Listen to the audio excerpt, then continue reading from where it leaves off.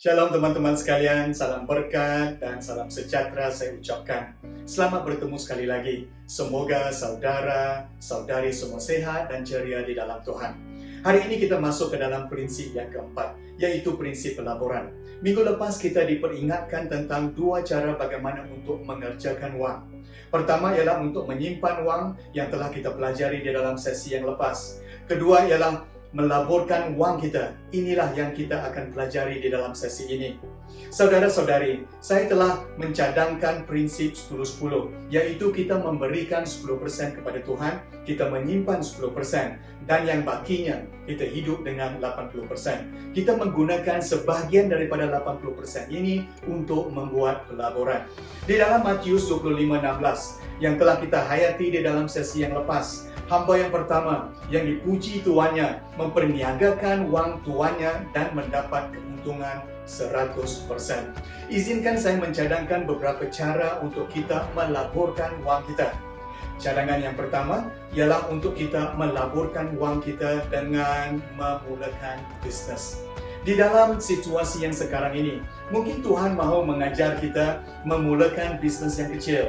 Dan dari bisnes yang kecil ini, jika kita lakukan dengan setia, ia akan bertambah dan bertambah dan bertambah. Jikalau kita pandai memasak, mungkin bisnes yang kita boleh buat ialah home cook delivery dengan online platform yang sedia ada. Salah satu online platform yang percuma ialah eselera.com.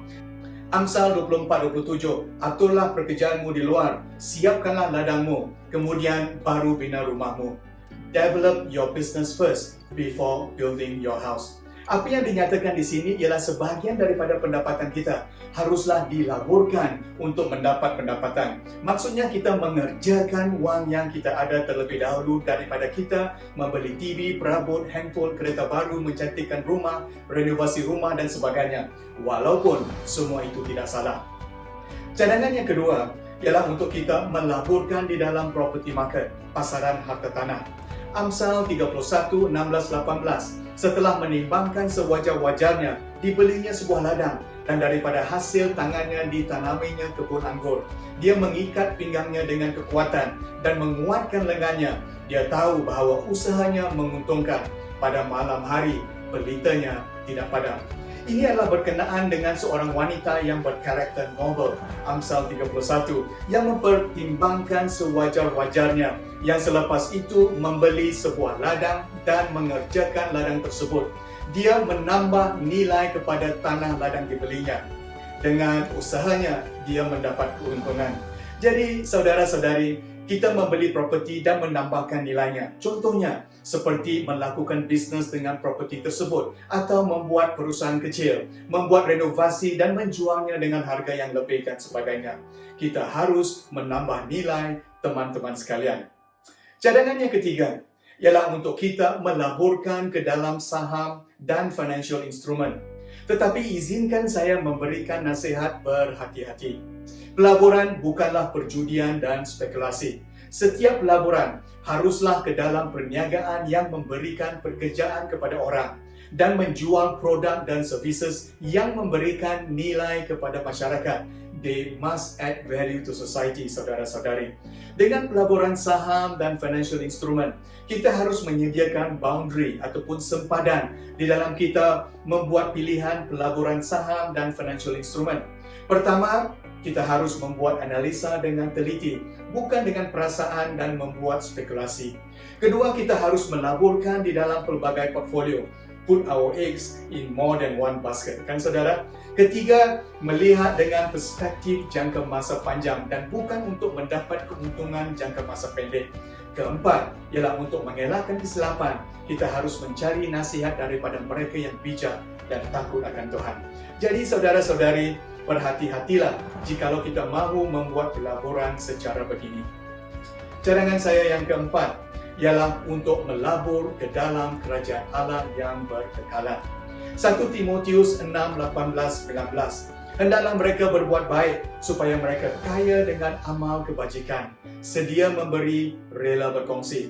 Dengan demikian mereka meletakkan asas yang teguh bagi diri mereka untuk hari kemudian, supaya mereka dapat hidup kekal kelak. Wang adalah alat yang digunakan Tuhan. Yesus menyatakan di dalam Matius 6:20-21 supaya kita mengumpulkan harta di syurga. Lukas 16:9, aku berkata kepadamu supaya menggunakan kekayaan dunia untuk mendapat sahabat bagi dirimu. Apabila kekayaanmu lenyap, kamu akan disambut ke tempat kediaman yang kekal. Wow, ini bukanlah bermaksud untuk kita membeli kawan-kawan kita, saudara. Apa yang Yesus maksudkan di sini ialah untuk menggunakan uang kita untuk membawa orang kepada Kristus. Kehidupan kekal adalah melalui iman kepada Yesus Kristus. Dan dengan mereka beriman kepada Yesus, barulah kawan-kawan kita akan menyambut kita di tempat kediaman yang kekal, yaitu di syurga satu hari nanti. Inilah pelaburan keuangan yang terbaik yang boleh kita lakukan di antara keempat-empat cadangan saya, yaitu untuk kita melaburkan ke dalam pekerjaan misi. Amin, saudara-saudari. Jadi, kita telah bersama-sama mempelajari prinsip yang keempat, yaitu prinsip pelaburan. Kita memerlukan hikmat Tuhan, dan hikmat ini akan diberikan Tuhan kepada kita dengan murah hati apabila kita memintanya. Wow, inilah Tuhan kita. Amin, teman-teman sekalian. Mari kita berdoa. Tuhan, terima kasih kerana Engkau telah melaburkan ke dalam kehidupan kami terlebih dahulu. Kami memerlukan pertolongan Roh Kudus di dalam kami membuat keputusan untuk melabur. Kami memerlukan hikmat Tuhan. Kami menyerahkan diri kami ke tangan-Mu, supaya hidup kami di dunia ini adalah mengikut prinsip yang telah Engkau sediakan untuk kami. Walaupun kami tahu, destiny hidup kami adalah hidup berkekalan dengan Tuhan melalui iman kepada Yesus Kristus. Terima kasih Tuhan, dan kami doakan semua ini di dalam nama Yesus Kristus. Amin. Terima kasih saudara-saudari. Sampai kita bertemu sekali lagi. Tuhan memberkati. Shalom.